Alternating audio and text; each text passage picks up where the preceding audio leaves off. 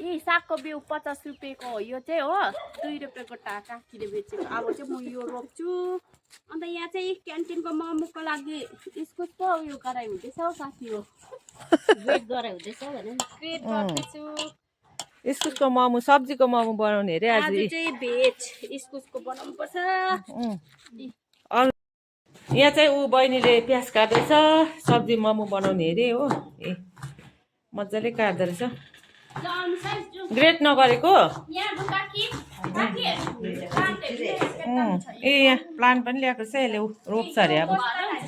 यसले चाहिँ फुलको बिजनेस पनि गर्छ है आमामा यो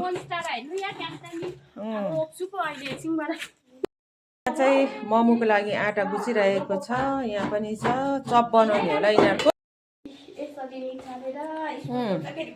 पानी निक्लिन्छ नि त हौ पुरा निचार्नुपर्छ है आज चाहिँ इस्कुसकै बनाउनु अरे नि त अर्डर आएको छ नि त ए अर्डरमा बनाएको अरे यहाँ चाहिँ हो यहाँ चाहिँ ऊ प्याज काट्दैछ यहाँ हाम्रो बहिनीले लु आज बनाऊ है मिठो बनाऊ सबैजनाले खान्छ बिक्री हुन्छ ले मोमो रेडी भए